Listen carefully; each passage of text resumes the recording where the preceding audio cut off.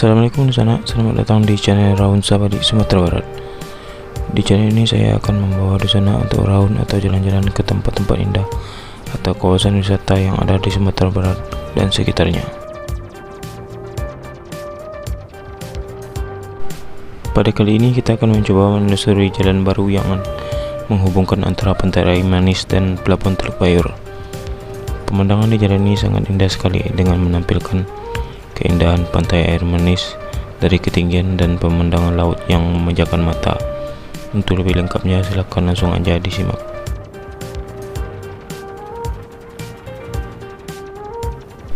Jangan lupa support saya dengan menekan like, komen, dan subscribe, dan di-share jika dirasa bermanfaat agar saya tetap semangat dalam membuat video-video indah berikutnya.